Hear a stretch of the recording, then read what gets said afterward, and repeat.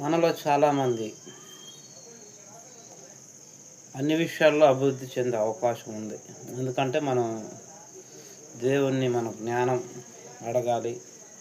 అదేవిధంగా దేవుని గురించిన జ్ఞానం మనం నేర్చుకుని ఆ విధంగా మనం చేసినప్పుడు అన్ని విధాల అభివృద్ధి చెందుతాం. అది ఆర్థికంగా కానివ్వండి, ఆత్మ సంబంధంగా కానివ్వండి, ప్రతి విషయంలో, ఆరోగ్య విషయంలో కానివ్వండి. కాకపోతే మన జ్ఞానం వెతకాలి, దాన్ని నేర్చుకోవాలి. ఆ విధంగా మనం ప్రవర్తించినప్పుడు అనేక మేళ్ళు మనకు ఉంటాయి. వాస్తవంగా ఈరోజు చాలామంది తెలిసిన వాస్తవం ఏంటంటే ఎక్కువ శాతం 90% సువార్థికులు కానివ్వండి, పాస్టర్లు కానివ్వండి అనేక అప్పుల్లో ఆర్థికంగా ఇబ్బంది పడేవారు ఉన్నారు. దానికి గల కారణాలు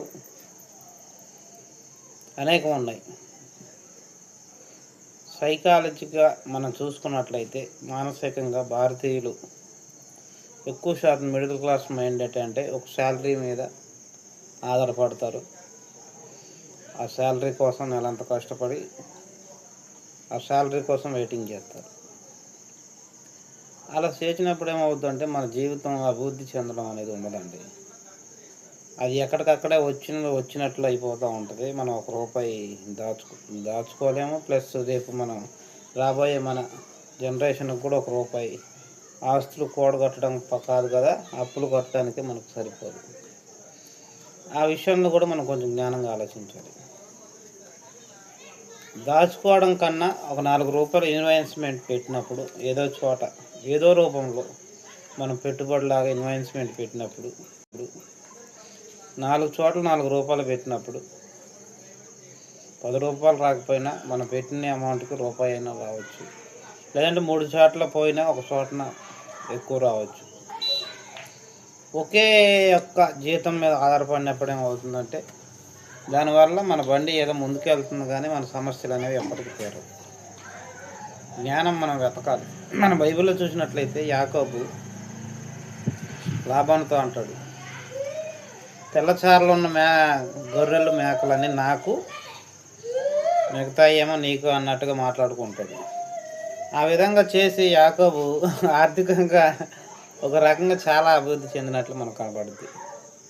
ఆయన దేవుడు జ్ఞానం వెతికినప్పుడు దేవుడు నిజంగా తనకి మంచి జ్ఞానం ఇచ్చి ఆ రోజు గొర్రెలు మేకలు నీళ్ళు తాగే చోట తెల్లచారలు కలిగిన ఒక చెట్టు కొమ్మలు పెట్టినప్పుడు అవే చూసినప్పుడు ఏమవుతాయి అంటే పుట్టినప్పుడు కూడా తెల్లచారలు కలిగిన గొర్రెలు ఆ మేకలు పుడతాయి అక్కడ.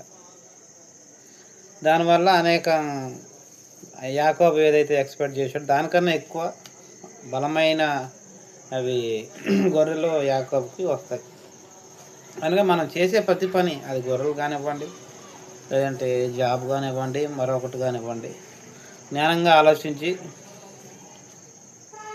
ఒక రూపాయి దాచుకోవడం మంచిదే. అదేవిధంగా ఒక రూపాయి ఇన్వెస్ట్మెంట్ పెట్టినప్పుడు కనీసం ₹1 అయినా తిరిగి వస్తుంది కదా. మనకేంటంటే ఫస్ట్ నుంచి ఏంటంటే ఒక రూపాయి దాచుకుంటాం, ఆ దాచిన డబ్బు అలాగే ఉంటుంది. ఇన్వెస్ట్మెంట్ పెట్టినప్పుడు దానివల్ల మనకు రూపాయి కాకపోతే ₹2 లాభం వస్తుంది. కాబట్టి మనం చేసే ప్రతి పని కూడా జ్ఞానంగా ఆలోచించినప్పుడు మనం అనేక ఆర్థికంగా కూడా బలపడే అవకాశం ఉంటుంది. స్ట్రాంగ్ అవుతాం. ఆర్థికంగా స్ట్రాంగ్ అయినప్పుడు మనం పరిచర్య కూడా చాలా ముందుకు వెళ్తుందండి. సంఘాన్ని కూడా డెవలప్ చేయాలి. అన్ని విషయాల్లో ఆత్మ సంబంధంగా డెవలప్ చేయాలి. అదేవిధంగా వాళ్ళు ఆర్థికంగాను డెవలప్ అవ్వాలి. డెవలప్ అయినప్పుడే కదా వాళ్ళ స్థానిక సంఘాన్ని కూడా బలపరిచేది. వాళ్ళే లేమిలో ఉంటే సంఘానికి వాళ్ళు ఏమి ఇవ్వలేరు, దేవుని పరిచర్య కూడా చేయలేని పరిస్థితులు ఉంటాయి. కాబట్టి ప్రతి విషయం కూడా సువార్థికుడు, కాపరి అన్ని విషయాల్లో వాళ్ళని ఇంప్రూవ్ చేయాలి.